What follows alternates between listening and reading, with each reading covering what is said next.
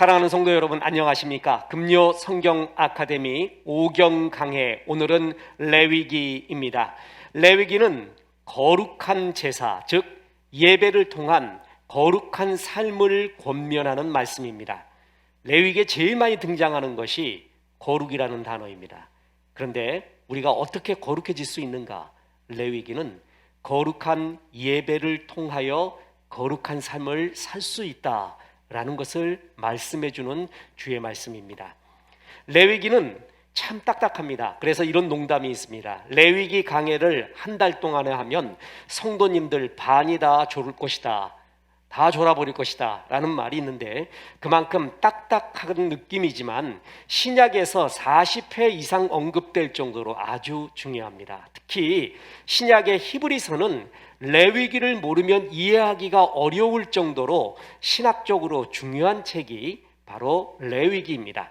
레위기의 히브리 원서의 제목은 바이크라입니다. 히브리어 성경은 항상 그 책의 첫 문장의 첫 단어를 그냥 제목으로 삼습니다.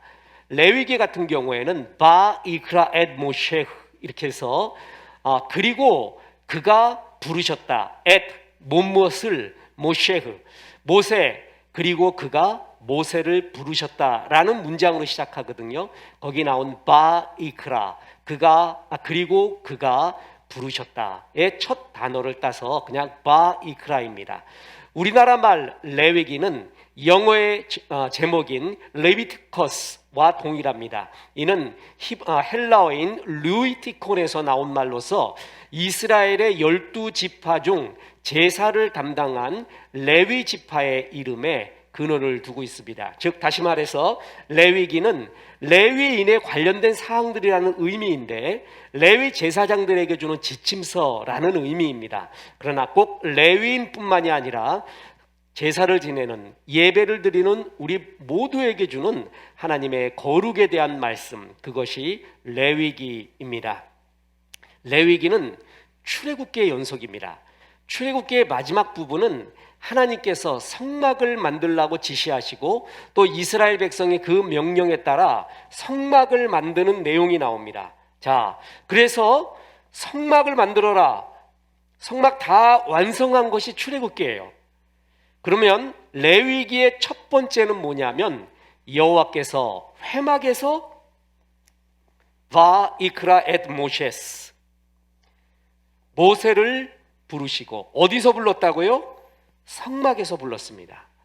출애굽기는 성막을 완성하는, 하나님의 명령에 의해서 성막을 완성하는 걸로 끝나고, 레위기는 그 완성된 성막에서 하나님이 모세를 부르는 걸로 시작이 됩니다.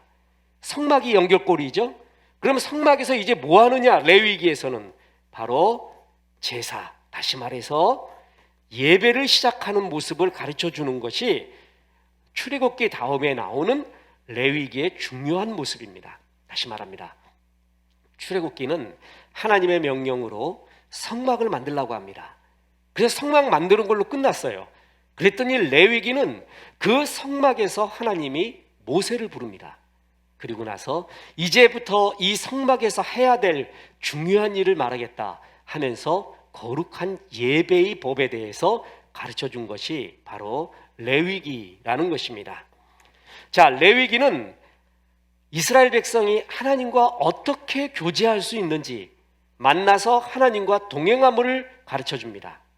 우리는 하나님과 동행해야 돼요. 하나님과 거룩한 교제를 해야 돼요. How? 어떻게 하는가? 바로 제사, 예배를 드림으로 하나님과 교제할 수 있다는 것입니다. 성막은 하나님의 임재, 하나님이 거기 계시는 곳, 하나님이 함께 하시는 곳의 상징이었습니다. 그 성막에서 제사를 드리며 하나님 앞에 죄를 회개하고 하나님과 교제할 수 있는 방법을 하나님이 가르쳐줘요. 자, 잘 들어보세요. 인간이 하나님을 떠났죠. 그 떠난 인간을 구원하기 위한 것이 성경의 구원사, 성경의 거의 모든 이야기입니다. 그래서 하나님과 만나는 법을 가르쳐주기 시작해요. 다시 그 첫 번째 중요한 것이 성막에서의 제사를 통한 하나님과의 만남, 거룩한 동행입니다. 자, 그리하여 레위기의 주제는 거룩한 예배, 거룩한 예배를 통한 거룩한 삶의 이야기입니다.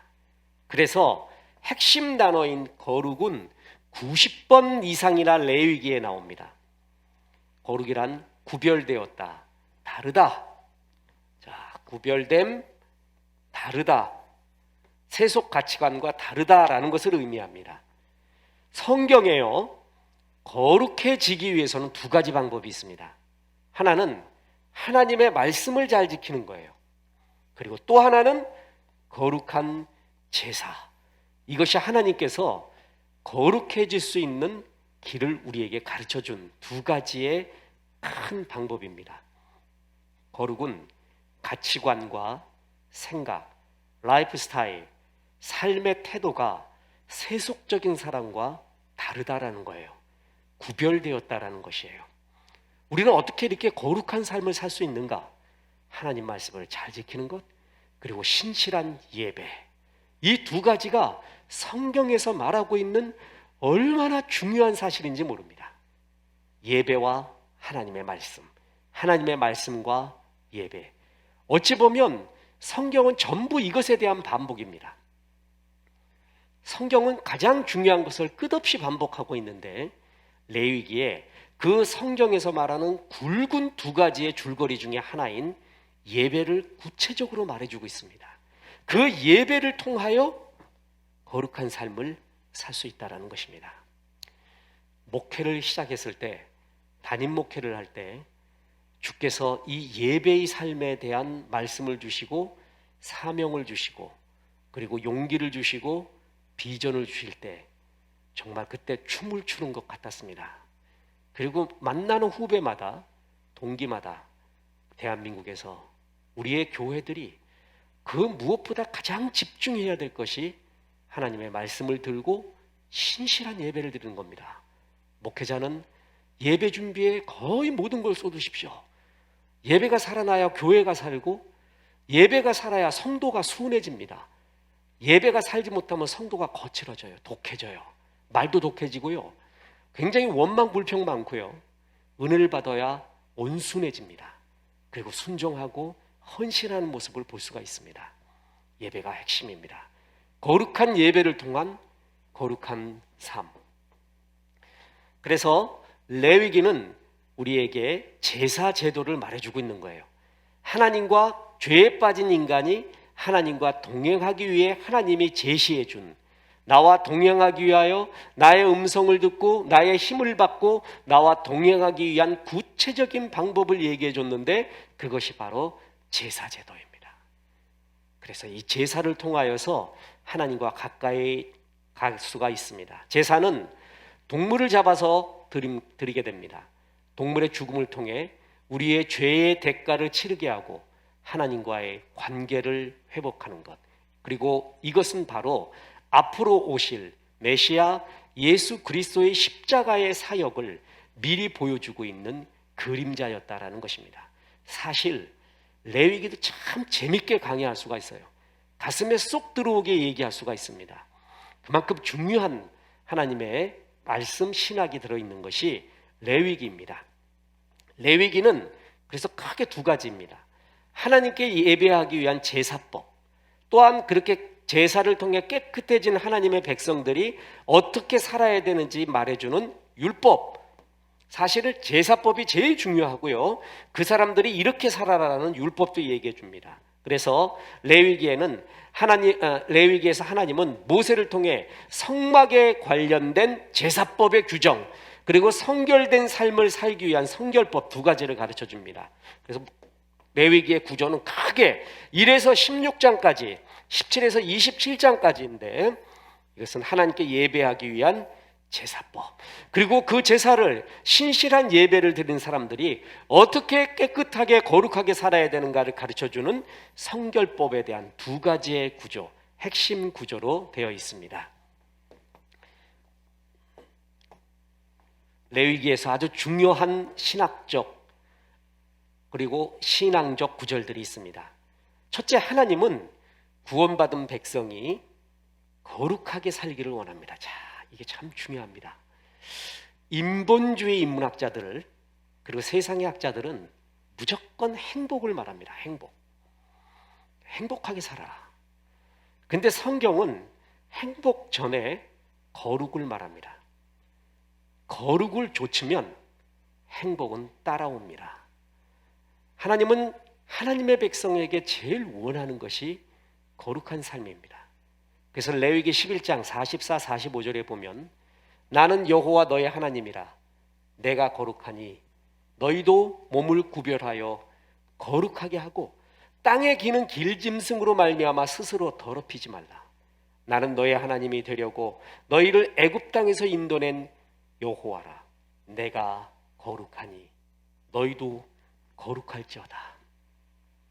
이 거룩에 대한 90번 이상의 반복, 그게 레위기입니다.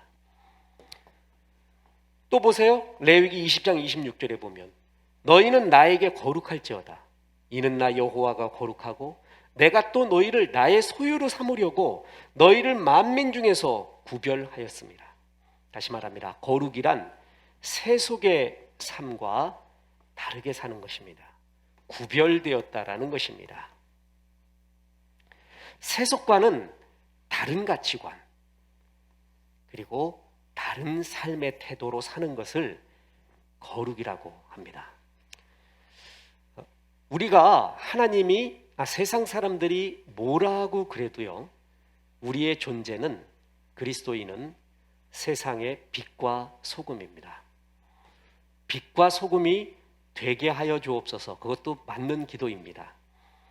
큰 광의의 의미로 보면 맞는 기도인데 성경은 우리를 빛이요 소금, 이 세상의 빛과 소금이라고 말했습니다.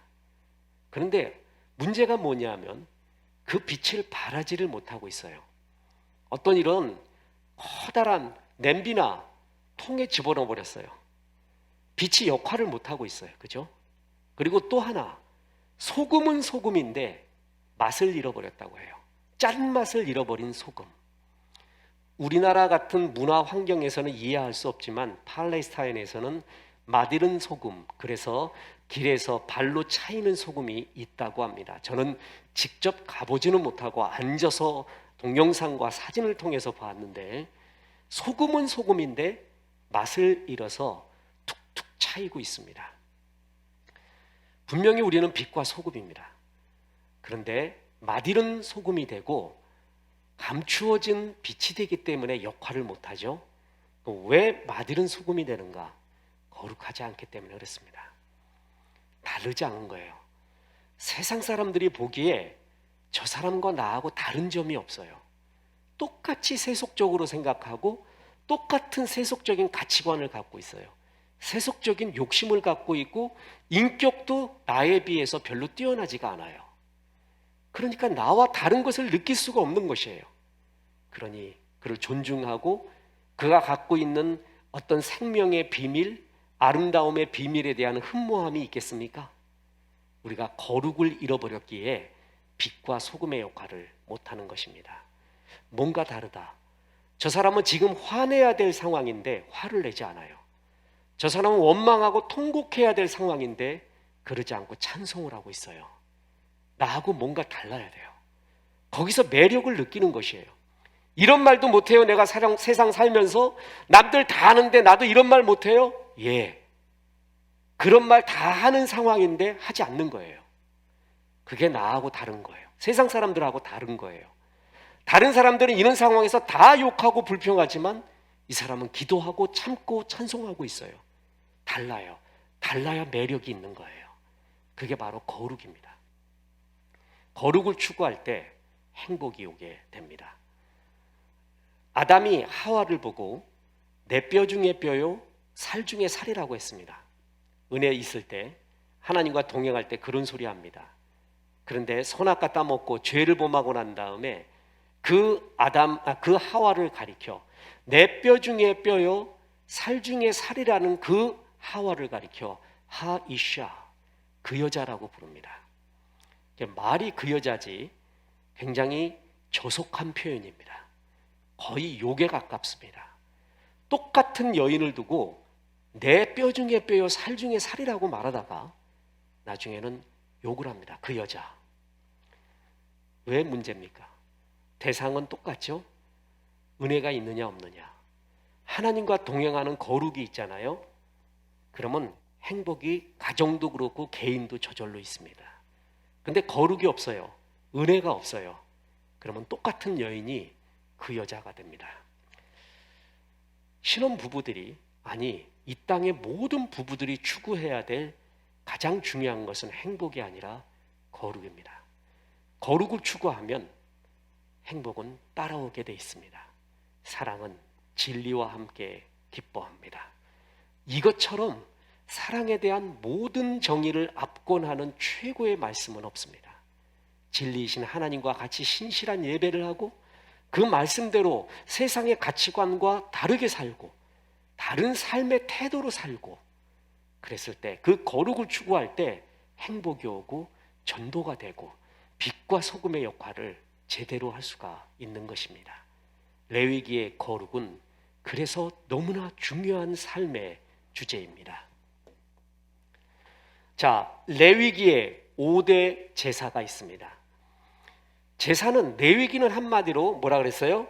거룩한 삶을 말하는데 뭘 통해서? 예배, 제사죠.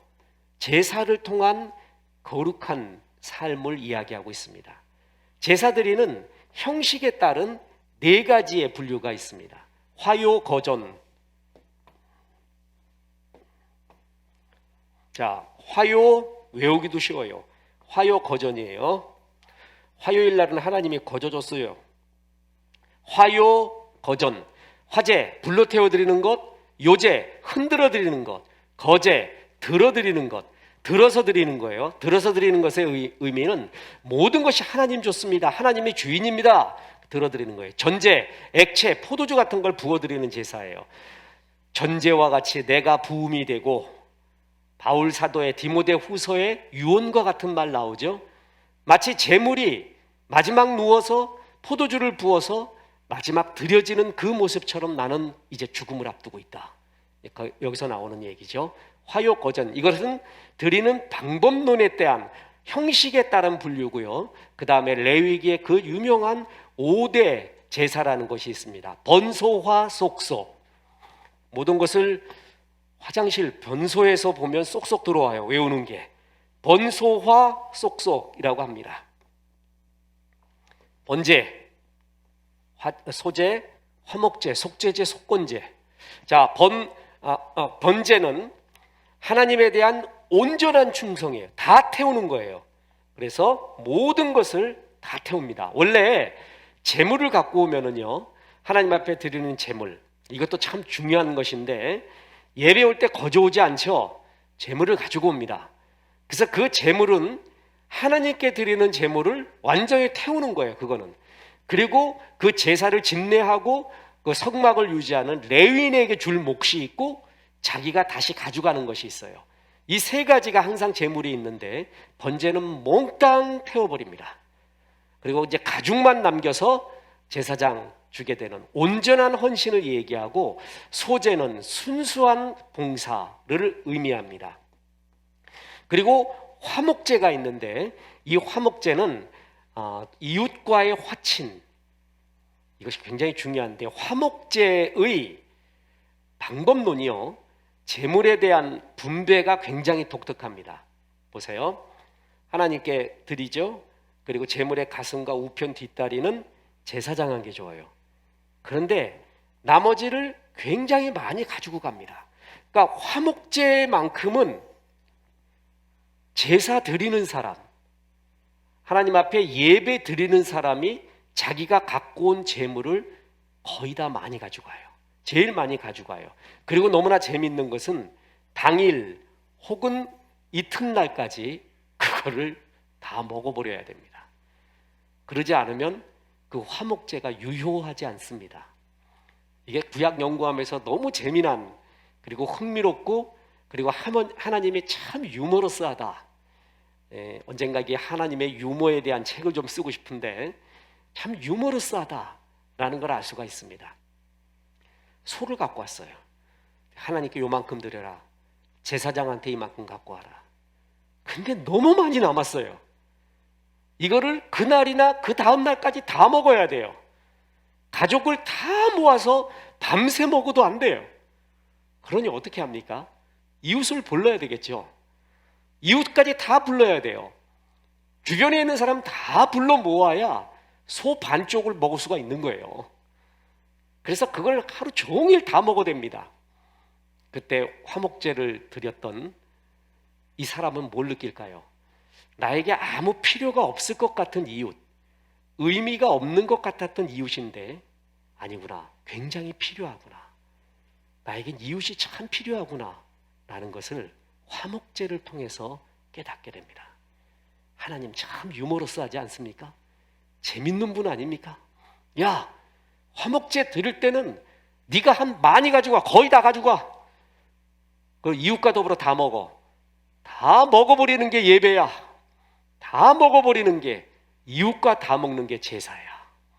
이 하나님의 화목제를 주신 마음을 한번 보십시오. 세상에서 제일 나쁜 사람은 나뿐인 사람입니다. 자기밖에 모르는 사람. 내가 남들보다 많은 것은요, 자랑하라고 준 게 아니라 내가 남들보다 많이 받은 그 무엇은 사명을 의미합니다. 그것은 사명이고 빚진 것입니다. 더불어 같이 살 수 있는 힘이 얼마나 중요한지 모릅니다. 그게 화목제의 의미입니다. 속죄제는 우리의 모든 율법을 범한 죄, 인간의 근본 죄성. 그래서 사실 5대 레위기에 나와 있는 번소와 속속 중에서 번제, 속죄제, 속건제가 제일 중요합니다. 이게 죄에 대한 것이거든요. 그래서 율법을 범한 모든 죄, 인간의 근본 죄성에 대한 고백, 그것이 속죄죄예요. 그런데 속죄죄와 비슷한 것이 있는데 속건죄입니다. 속건죄가 속죄죄와 비슷한데 이 속건죄는 약간 다른 게 뭐냐면 배상이 들어가요. 배상. 이 속건죄는 성물이나 남의 물건을 범한 죄, 그러니까 한마디로 이웃에게 범한 죄, 뭘 훔친 죄, 또 하나 하나님의 나라에서 하나님의 것을 훔친 죄, 그에 대한 죄의 회개거든요. 그런데 이 속건죄의 중요한 특징 중에 하나가 배상을 해야 된다는 겁니다. 배상. 우리는 하나님께 회개했다 그러고 입 싹 씻고 있어요. 내가 만약에 누구 걸 훔쳤어요. 하나님께 회개해요. 잘못했습니다. 그 다음에 어떻게 해야 돼요? 갖다 줘야죠. 아니면 갚아줘야죠. 이것은 내가 그대로 다 먹어버려요. 이 사람은 그 잃어버린 것 때문에 울고 있고 죽어가고 있는데 그건 상관없이 나는 하나님께 회개했대요. 이것처럼 악한 것이 어디 있습니까? 만약에 이런 식으로 살면 정말 욕먹는 거죠. 성경은 그렇게 말하고 있지 않습니다. 이웃에 대해 범죄를 했잖아요. 배상을 해야 됩니다. 그래서 이 속건죄로서 아주 중요한 사건이 누가복음 19장에 나와 있는 삭개오의 사건입니다. 하나님의 은혜로 예수님이 삭개오의 집에 머물게 됩니다. 삭개오야, 내려와라 그랬잖아요. 그때 은혜 받은 삭개오가 너무 감격해서 했던 말이 있습니다. 내가 네게 토색한 것이 있으면 절반을 받고 훔친 것이 있고 잘못한 것이 있으면 4배나 갚겠습니다 라고 말해요. 절반 그리고 4배나 갚겠습니다. 원래 5분의 1 갚으면 됩니다. 그런데 은혜 받은 그는 더 많이 합니다. 이게 속건죄를 말하는 것이에요. 삭개오도 알고 있는 거예요. 유대인으로서. 그래서 어떻게 해야지 나의 이 죄를 하나님의 은혜에 대한 갚음을 할 수가 있는가? 그래서 내가 이웃에게 내 소유의 절반을, 네게 토색한 것이 있으면 4배나 갚겠습니다 하는 배상을 말하고 있습니다. 그것은 배상을 했을 때 죄 씻음을 얻었다라는 의미가 아니라 은혜에 대한 응답이라는 것입니다. 신앙이라는 것은요, 2가지가 합쳐져야 돼요.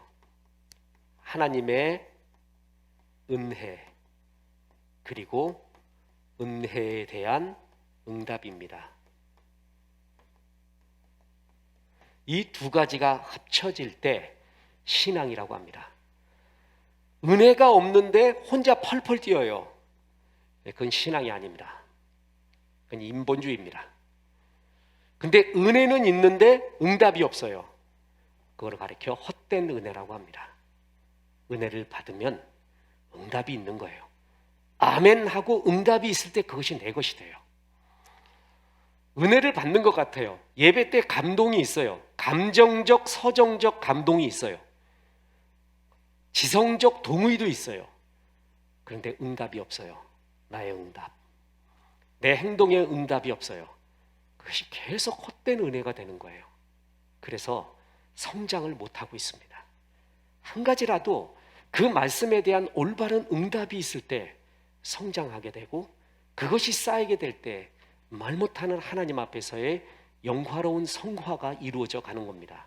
속건제의 중요한 것은 이웃에 대한 배상입니다. 혹여 오늘 이 말씀 들으면서 내가 이웃에 이러한 잘못을 한 적이 있으면 배상을 하십시오. 내가 지금 할 수 있는 대로 배상을 다 하십시오. 그것이 그리스도인다운 삶이고, 다시 말합니다, 배상함으로 죄가 씻어지는 것은 아닙니다. 우리는 예수 그리스도의 은혜로 벌써 죄는 씻음을 받았습니다. 그에 대한 응답입니다. 주님의 은혜에 대한 응답, 그것이 우리에게는 있어야 되고, 그것이 바로 속건제의 의미입니다.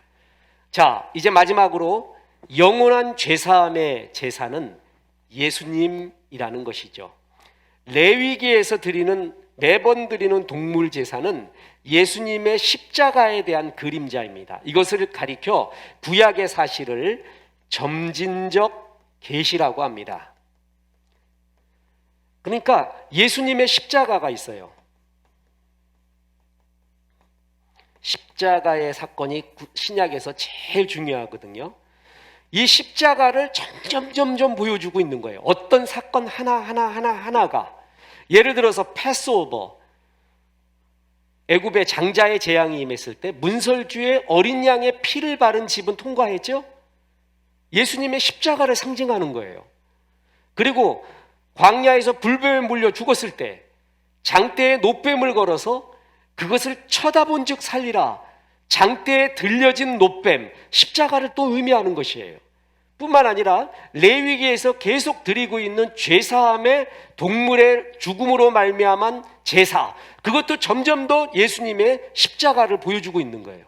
그래서 구약의 사건들은 점진적 계시로 하나님의 십자가를 보여주는 중요한 그림자였다라는 거예요. 그런데 레위기의 제사는 단회적입니다. 무슨 말이냐 하면, 어떤 죄에 대해서 이 짐승을 잡았어요. 짐승을 가지고 왔어요. 그랬더니 그의 모든 죄를 짐승에게 전가합니다. 담당시키십니다. 그래서 안수를 하고 난 다음에 그를 죽여요. 짐승을 죽임으로써 이 죄에 대한 값을 이가 받는 것이에요. 그런데 그게 단회적이에요. 아주 심한 농담으로 하면, 내가 백성들 정말 미워했습니다. 어떤 사람 너무 양심적이라서 미워한 마음의 죄까지 회개하기 위해서 그걸 가지고 갔어요. 그래서 하나님 앞에 제물 드렸어요. 죽여서 죄사함 받았어요. 내려오는데 또 화가 나요. 또 이놈 때문에 부글부글 끓어올라요. 막 욕이 나와요. 또 가야 돼요. 그러면 또 가야 돼. 이렇듯 레위기의 제사는 단회적입니다. 그러나 예수님의 제사는 영구적이라는 것입니다. 이게 레위기의 제사와 예수님의 제사의 결정적인 차이죠. 그래서 히브리서에 나와 있는 예수님의 제사, 죄사함에 대한 효력은 레위기를 알 때 제대로 아는 거예요. 자, 보세요. 히브리서 10장 11, 12절에 제사장마다 매일 서서 섬기며 자주 같은 제사를 드리되 이제 이 제사는 언제나 죄를 없게 하지 못하거니와 오직 그리스도는 죄를 위하여 한 영원한 제사, 한 영원한 제사라고 했죠. 영어로 once for all 이라고 말합니다.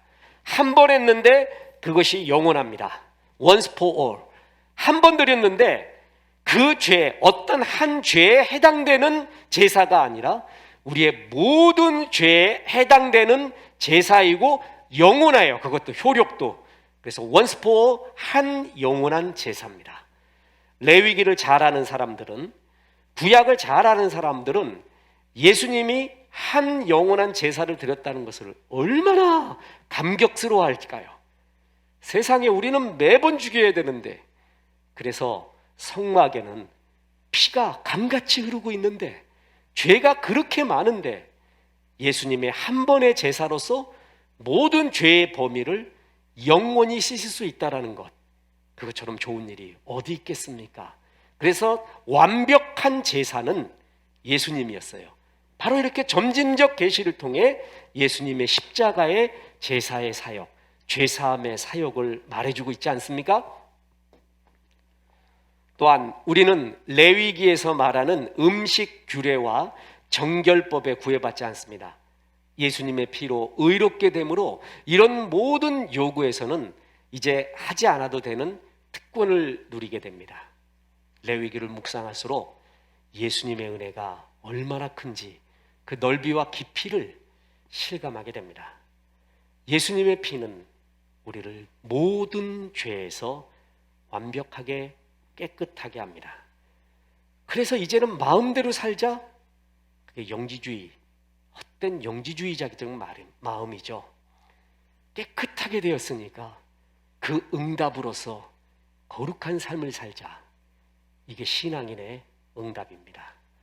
레위기는 다르게 살아라. 세상 사람들과 구별되어 다른 가치관, 다른 라이프 스타일로 살아라. 삶의 태도로 살아라. 첫 번째, 신실한 예배부터 시작해라. 신실한 예배를 드리고 그 예배 때 받은 말씀으로 네 가치관과 생활의 태도를 바꾸면서 살아라. 이것이 바로 레위기를 통해 우리에게 주시는 주의 말씀입니다. 거룩할수록 행복합니다. 우리가 진짜 추구해야 되는 것이 거룩입니다. 거룩한 주의 백성 되어서 행복하시고 무엇보다 이 세상에 빛과 소금의 역할을 다하시기를 주 예수의 이름으로 축원합니다. 기도하겠습니다. 하나님, 오늘 레위기의 말씀을 통해 종들에게 말씀해 주시니 감사합니다. 내가 거룩하니 너희도 거룩하다라는 주의 말씀에 항상 고개 숙입니다. 주님, 우리에게 은혜를 더하여 주옵소서. 긍휼히 여겨 주옵소서. 하나님의 은혜 충만하여서 세상 사람들의 세속적 가치관과는 다른 삶을 살게 도와주옵소서. 세속적 삶의 스타일과는 다른 삶의 태도로 살게 도와주옵소서. 깊은 병마와 씨름하고 있는 김상용 집사님을 주 앞에 올려드립니다. 도와주옵소서. 함께하여 주옵소서. 예수님의 이름으로 기도했습니다. 아멘.